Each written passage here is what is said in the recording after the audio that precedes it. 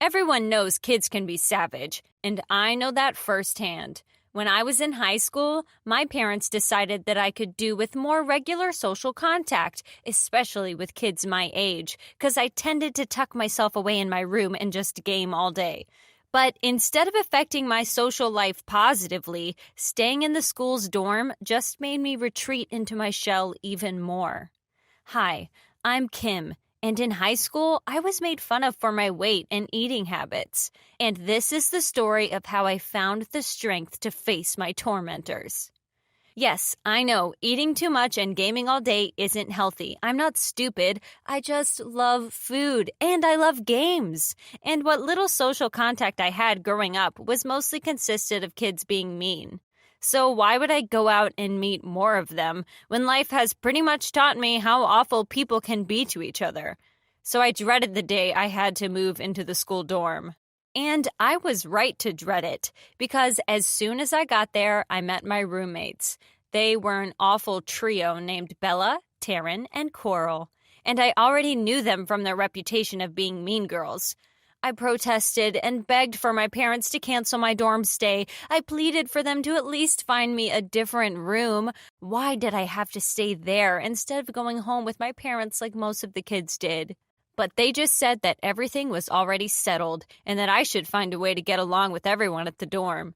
In their minds, they thought they were helping me, and I love my parents for wanting to look after my well-being. But I think they just never grasped how mean these particular girls were. And although they thought that putting me in a situation where I'm forced to interact with new people would help me, they never put into consideration what kind of people I would be interacting with. I mean, Bella and her crew were put into the dorm because their parents couldn't stand them at home. Not only was Bella the instigator of many school fights, she also broke the dorm's rules on the daily.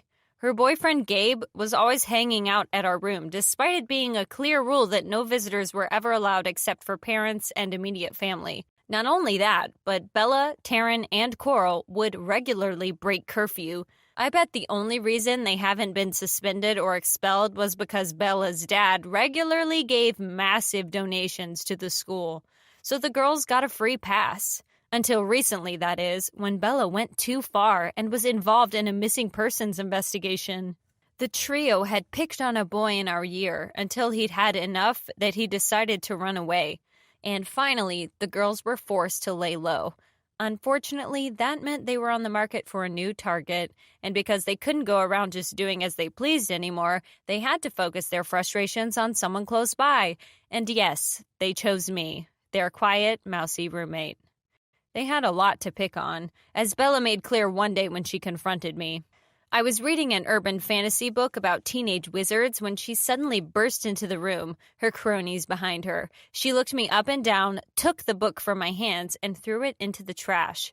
I was so shocked I couldn't even react. I simply looked at my shoes, like I always did. "You're always holed up in here like a mole, aren't you?" said Bella. "You even look like one, a mole, like a big hairy mole who's eaten another mole." She was so disgusted about touching my hair that she used a pencil to inspect it. "Like, have you even been introduced to conditioner before? Look at this mess. Can you girls believe this?" Taryn laughed, and then Coral remarked, "Maybe she's poor or something. I hear poor people can't shower as much." No wonder she looks homeless," said Taryn. "If she's poor, then why is she so fat?" said Bella. "Maybe her dad steals the food," laughed Coral. "Hey now," said a boy's voice from behind them. It was Gabe. He was lounging on Bella's bed, his laptop open to a familiar game, and he was getting ready for a raid. "That's enough now, don't you think? No reason to make fun of the poor girl's family. Come watch me destroy this dungeon," he said to Bella. Whenever Gabe called, Bella followed, and whatever Bella did, Taryn and Coral copied. And it reassured me that at least one person in Bella's circle wasn't a total basket case. The problem was, though, that Gabe wasn't always there to rein them in. Whenever the girls would find me alone, they'd really let me have it. Once, they filled my shampoo bottle with glue. When we'd pass each other in the halls, they'd bump into me and loudly remark that there was barely any space in the corridors because I was so huge. And whenever we were in the same class, one of them would pull my chair before I sat. When I fell hard, and that made everyone laugh. They started calling me Sumo, and the whole school followed. One day, Bella posted a boomerang of me eating at the cafeteria with the caption, "Tragedy! This is why we keep running out of chicken nuggets." In the background, you could hear Coral saying, "Why's she gotta eat so much, though?" and the other two girls giggling amongst themselves. The post spread through the school. It even went viral. The worst part was that they tagged me. Before the day ended, I was receiving DMs and comments from people I didn't even know telling me to lose weight, to stop eating, and to be ashamed of what I looked like. I had reached my breaking point. I was done caring. I was done with high school. That night, I poured all of my feelings into an online game. And Gabe was there. He joined my party and raided with me. He comforted me and told me not to listen to what anyone was saying. He didn't do anything to stop his girlfriend shaming me constantly, but still, it felt good to have at least one person on my side. My parents saw the video and asked if I was okay. I said I was.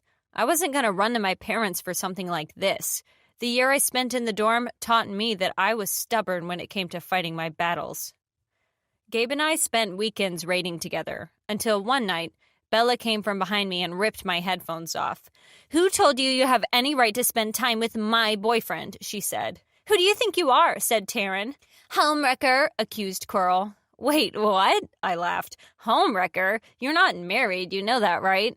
Bella stood in front of me and said, "One day he'll marry me, loser, and you'll be alone fantasizing about other girls' boyfriends like you always do, 'cause no one would ever want to be with a fat-ass, ugly pig like you." Through my headphones, I could hear Gabe's voice yell, "What are you doing? Bella, stop!" before Bella threw it on the floor and stomped on it. If I was violent, I would have beaten her up then and there. I could have easily slammed her against the wall, being that she was about the height of a mailbox. But I took deep breaths and let them go. I told myself it wasn't worth getting expelled. Instead, I used the same weapon they used against me: social media. Since Bella's video of me had gone viral, there was more engagement on my social media than ever before. I made friends with Jim from the AV Club, and with his expertise, we exposed Bella's evil. First, we cloned her phone when she left it lying around, and then we posted screenshots of how they talked about our teachers in their group chats. We posted conversations between the girls when they'd insult other kids in our class, and then finally, I went live. "It's Kim," I began. "You may know me as the reason why we keep running out of chicken nuggets, or Sumo, or Hippo, or whatever other names Bella, Taryn, and Coral choose to call me. Bella Hall is evil. Taryn and Coral do her every bidding, and we are here to tell you what these girls really say about you behind your backs. Right, Jim?" Jim, who was sitting beside me, managing my stream, said, "About time we put an end to this reign of terror." First, Jim and I read through their messages, mentioning all the people the girls had badmouthed and what they said about them.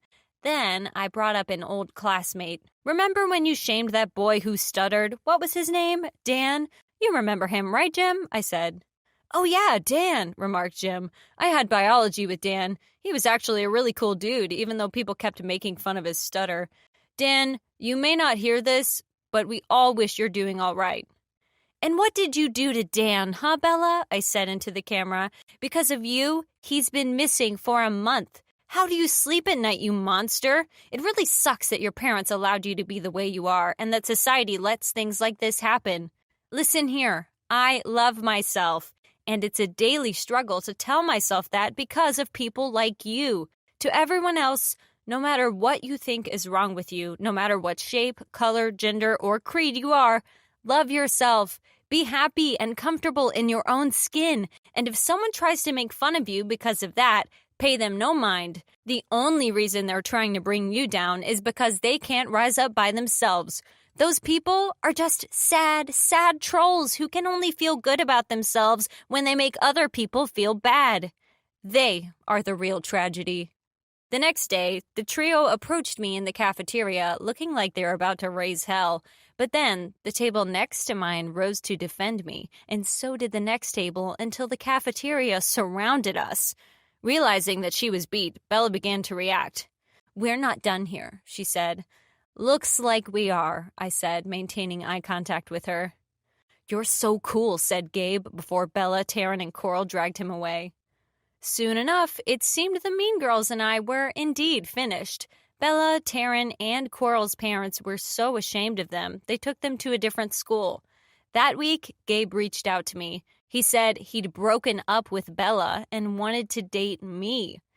Gabe, when not under the other girls' influence, was actually a pretty cool guy. He listened to the same music I did, he could game as hard as me, and he didn't care about what I ate. "Your body, your choice," he always told me. "And if you're happy," he said, "that's all that matters." And you know what? Gabe's right. Life is short. You don't have time to worry about what other people think of you. Get out there, live your life, and focus on your happiness. We're only here for a while.